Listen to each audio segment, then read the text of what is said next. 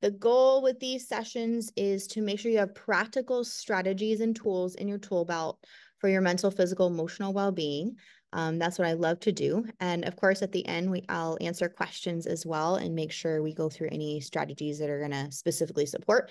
If you need a deeper dive into your daily routines and things that are going to be specific to all the things you have going on, then we can, of course, set up another time as well.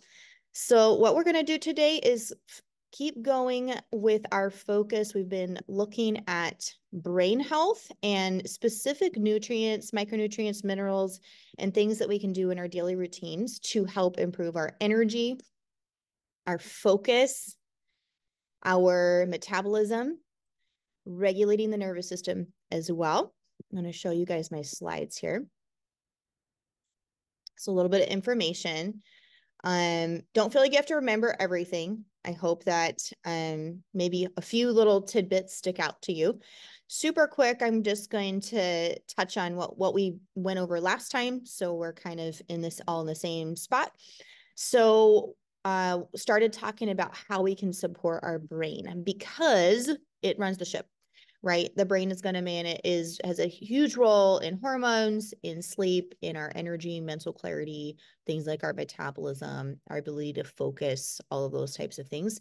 And of course, in our mood regulation. And our brain is responding to what's going on in the body. We talked about that a little bit last time, how if the body is stressed or inflamed or there's something going on, then the brain is going to respond accordingly, and we might be in a little bit more of that fight or flight or higher, stress state that can make it hard to focus and dysregulate, so that we may have more brain fog during the day, we may have not great sleep at night, or just simply, irritability, things like that, slower metabolism, all those kinds of things. So we honed in on some of the biggest things. Let me zoom in here a little bit on how to really support good brain. And some of that is vitamins. There's a couple of vitamins that we went over, and I'll touch on a couple more today.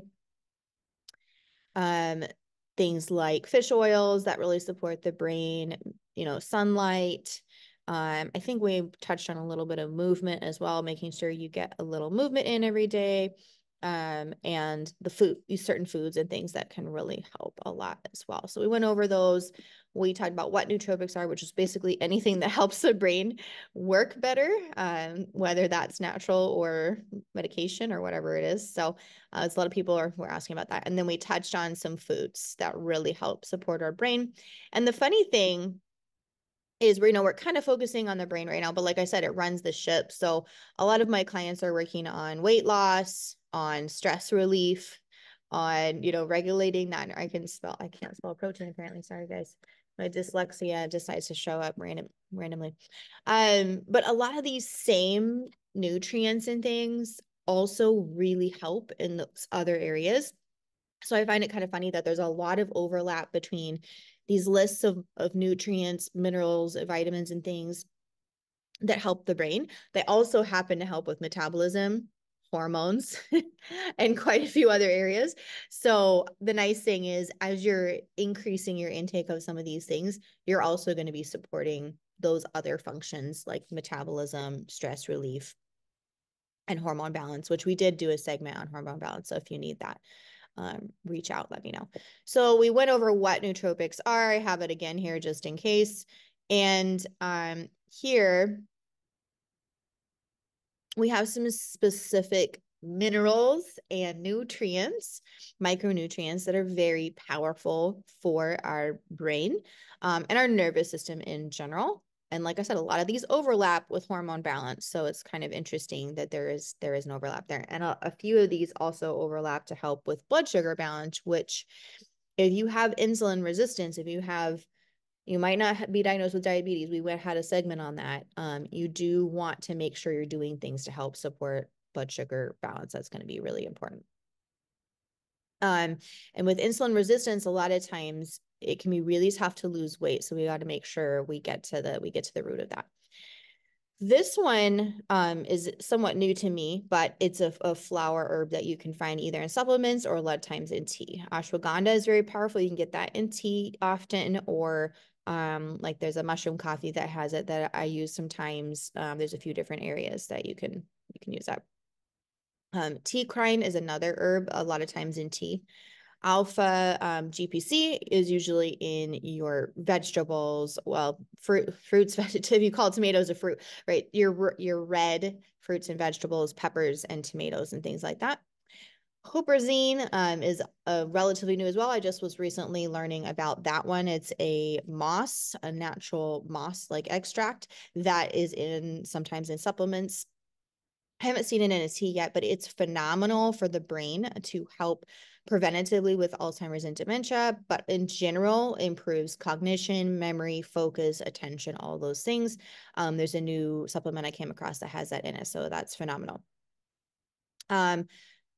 Subglutamine, see if I can say that correctly, in grains, whole grains. So you want to look for those certified organic grains or farm, direct grains that were not sprayed with pesticides, right?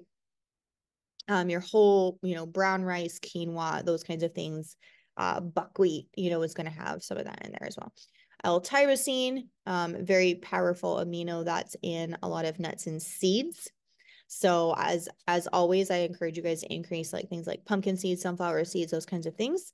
Again, that same brain support supplement does have that as well. Phosphatidylserine, another nice amino, is in some legumes like chickpeas, and a few others. Again, you want to look for good quality because you don't want to be eating a bunch of pesticides. And bioperine, if I can say that correctly, in black pepper extract. So that's pretty cool. Which is in a lot of supplements that have turmeric because it helps activate the curcumin in turmeric so we can absorb better. It's also in some other supplements to increase absorption, like that brain support that I mentioned. Okay. So generally, your, highlights, if you, need bullet points to kind of remember, if you want to improve that brain function, regulate nervous system, and thereby help improve hormones, mood, sleep, and focus, you want to make sure you're getting good omega-3s, which are in a lot of these lists here. I'll get to it more over here. In like your olive oil, your nuts and seeds, especially seeds have a lot, your fish oils or, wild caught salmon, those kinds of things, those are going to have it as well. And then your proteins, of course, like these, you want those aminos like that L-tyrosine and everything, right? So you're going to need nice lean proteins. You can do, some are in legumes. I say don't do it on overdo it on legumes because especially when we start cooking beans and legumes a lot, they kind of get very starchy. They start changing and there's not as much protein in them. And they have amino acids, which some of these are really great, but they're not always a complete protein. So I wouldn't say don't count, like if you have a serving of beans, that doesn't count as your protein, although it does have some good aminos in it, but it's a good complement with your whole grains like brown rice or quinoa or buckwheat or whatever it is that you're using, that together they can give you enough protein, if that makes sense. Okay, so proteins, of course, I like protein shakes because it's just an easy way that's pretty delicious to really get a lot of good proteins in your system. And depending on what your preference is, you can do pea protein or whey protein, or there's a couple other ones out there to look at. Methylated B vitamins, B6 and 12 specifically, that just means they're in a way that our brain can use quickly and easily. I didn't realize I was taking some really good supplements, for quite a while, but there wasn't enough B6 in it. So I realized recently when I increased my B6, I've seen a lot of improvements in the brain, focus, all kinds of, attention, even in like less anxiety and everything. So I think that's really supporting a lot of things. All your dark greens. So you see here, we've got some greens, some over here as well, like with the broccoli. So your spinach, your kale, fresh as much as possible or like frozen, because if they're in a can or something, they're not very nutrient dense. They're quite depleted, most likely.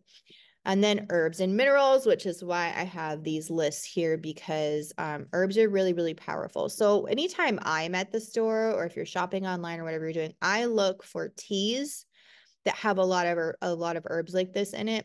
Turmeric and ginger are super powerful. I've mentioned that before, but that's here in case you guys need that. Also we have cinnamon. And there's actually a couple of different types of cinnamon, but just look for really good quality organic and reach out to me if you're like, which one of these is better or something. I can support you a little bit with that. Cinnamon helps with blood sugar also. So that's really important. There's a couple other things that do if you have an issue with cinnamon or you're allergic or something, like maca root. There's a couple of other ones. Was it milk thistle? I have to go look at my list, but balancing that blood sugar is also really important for the brain and for hormones and everything. Your sage, basil, and oregano.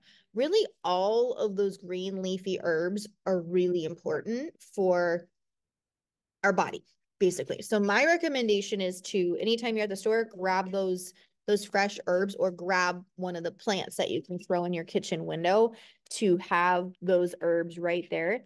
And I'd say at least one meal a day, try to grab a bunch of those herbs and put it in with, a stir fry, in with a soup that you're making, or I mean, they're great. Dice them up and put them in, a marinara sauce. Make sure you have some good, whole grain pasta so it's not starchy and, blood sugar spiking. But there's good like brown rice pasta these days and things like that. I've even seen protein pasta. Unfortunately, it's like good protein pasta, but it is not organic grains. So it's sort of like a toss up. Yeah, you're getting good protein, but the grain is probably full of pesticides. So it's like, can't we have both?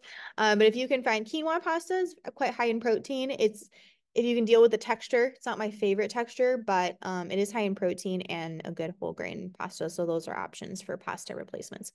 But throw those herbs in. If you're having tea, throw a couple peppermint leaves in, and sage is actually delicious in tea as well. I like rosemary too, and add those, a little bit of those fresh herbs in with the tea. You don't have to eat the leaves, but you can. I mean, it's actually, very beneficial for you. Nutmeg is very powerful. It helps the thyroid and hormone balance. So fresh, get some fresh nutmeg. I know that there's the jars of it, which is okay. But the dried herbs don't have as much nutritional value. So it's better than none for sure, but it's not going to be as powerful as fresh, obviously, in my water. Okay. Some minerals to make sure, minerals and vitamins to focus on. I like this one because it kind of shows what food categories are going to have these. So when you're looking for groceries, when you're planning your meals, you know what foods you want to incorporate. Omega-3. So this shows butter, but this is like farm kind of fresh butter, like not margarine, I can't believe it's not butter, not any of those ones. The like really clean, fresh butter. Moderation always. We're not going to put 2 sticks of butter in. Like, who is that on the cooking channel? Whatever her name is, I can't remember right now. We're going to put Paula something, we're going to put it says 1 stick of butter, but we're going to put 2 sticks. No, we're not going to do that. Small servings, but, and like I said, omega-3s are in your olive oil, avocados, seeds, anytime if you're making a smoothie or a salad, or even a lot of hot meals that you make, like roasted vegetables, you can sprinkle seeds on top, sunflower seeds, pumpkin seeds, stir fries, and sprinkle some seeds on top, and that's totally fine. Okay. Nuts, seeds, omegas, and fish oils. Those all have your 3. If you, are at a store where they have good quality supplements, maybe grab a fish oil supplement. I haven't found a really good one yet. I will keep an eye out. I might look for that. To send you guys a good omega fish oil supplement. Vitamin B1 is going to be again in a lot of those fish oils or wild caught fish. Vitamin A is in usually your orange and red fruits and vegetables. It's definitely, you get a lot of that in your carrots along with your beta carotene. And what's the other one? I think there was one other one. Yeah, the orange and red, your sweet potatoes, your squash, all of those. Okay. Folate, not folic acid. Stay away from supplements that have folic acid. Folate. So you can look for a supplement or the foods that have that as well. So again, it's going to be your nuts and seeds that usually have that folate. Iron and zinc. Zinc is really, really important for the brain. And in my opinion, it's hard to get enough zinc from our food. Please eat lots and lots of good fruits and veggies.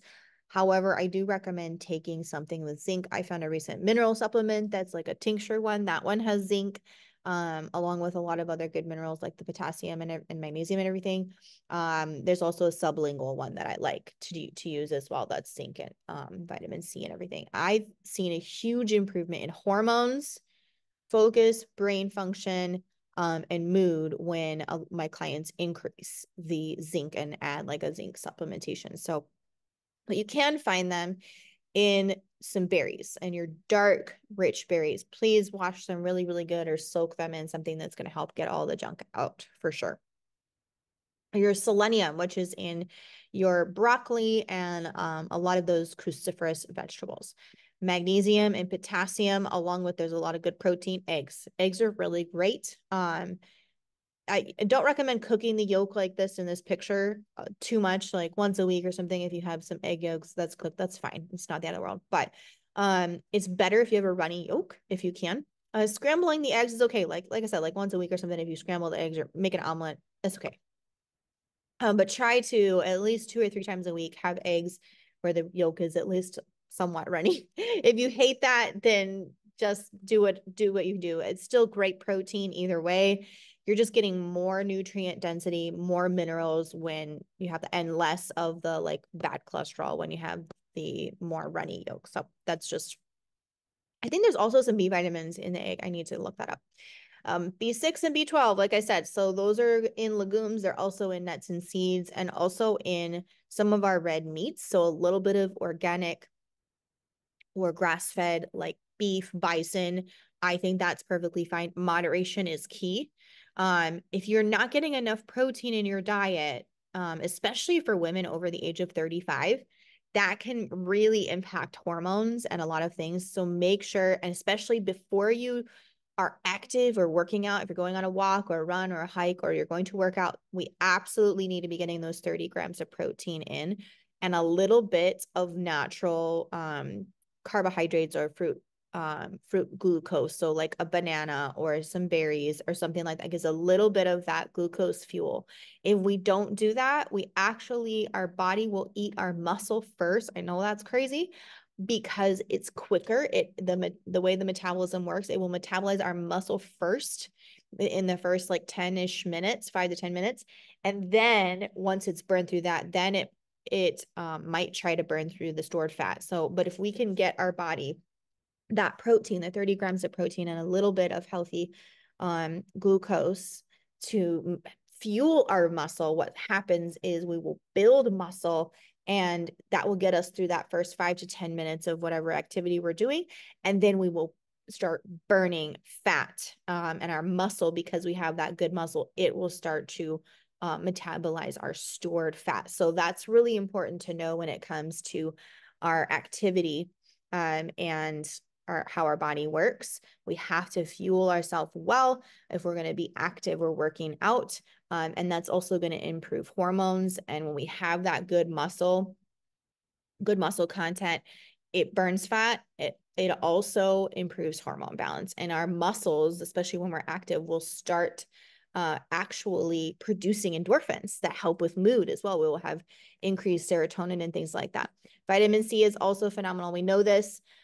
Just making sure you get good quality in your fruits and vegetables, and or in good supplementation that has the right things.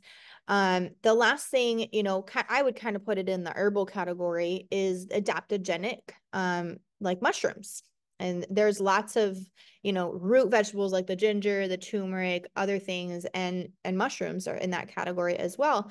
So last time we kind of touched on it a little bit, but my graphic I had last week was giving me issues. It was a little bit blurry. So I just wanted to touch on this super quick because I do think these are very, very powerful. We're seeing a lot of really good clinical data coming out that shows how beneficial it is. And I never would have thought mushrooms had this much benefits. Like years ago, I would have been like, they're just mushrooms. Like, yeah, mushrooms are known to have quite a bit of vitamin D, which is very important for our bones, for our brain, for metabolism, for sleep, and serotonin. If we don't have enough good vitamin D in our system, even I live in a very sunny place and I still need to take some vitamin D. Like it's hard to get enough from, and we don't want to, fry our skin outside, right? So it's tough to get enough. And, the foods that have it, again, it's hard to consume enough of those foods to get the quantity that we need. Unfortunately, I've mentioned this before, basically all of our produce, fruits, veggies, so on, are quite nutrient depleted compared to about 15 years ago. They have about 1/10 the nutrient value that they used to. One apple today is about equivalent to 15 to 20, or sorry, one apple 15 years ago is equivalent to about 15 of our apples today, approximately, in the nutrient density. So it used to be maybe an apple a day could keep the doctor away. Now it's a completely different 15 apples, so it's like, but we still obviously need those nutrients in our fruits and vegetables. So please absolutely eat your fresh fruits and vegetables. It's very powerful, very important. Okay, so shiitake mushrooms, just touching super quick on this. I want to make sure we have time for questions today. Cardiovascular health, a lot of antioxidants, really, really good for the gut. Reishi, again, good antioxidants, phenomenal for the immune system. There's more benefits than what's listed here, but this is just a quick overview. Lion's mane, so powerful for the brain. Look up the clinical studies. Like this helps our brain grow new neurons. So I started using a supplement with these in it for my daughters who are recovering from concussions from accidents a while ago, because we want to improve, see that nerve health, that neuron health, right? Cognition and mood, mental clarity, nerve health. Chaga. I'm going to be increasing this because of my asthma. This can actually really help with asthma, antioxidant support, liver detoxification. Cordyceps, cardiovascular health, energy, stamina, longevity, really, really good for our arteries and veins, and natural energy without like a caffeine spike and crash. Blood sugar regulation, cardiovascular health, immunity. Turkey tail, gut and microbiome health, immunity, liver support, liver detoxification. If our livers have become junked up from just all the things over the years, junk food, stress has a big impact on the liver. Sugar has a big impact on the liver. People think it's just alcohol. It's not just alcohol. It's stress. It's lack of sleep. It's sugars, it's junk foods that have, because our liver has over 500 functions, and I've done a segment on that. But hopefully that all makes sense. I'm going to open up for questions. Hopefully I can answer what you guys need. So I'm going to stop the recording.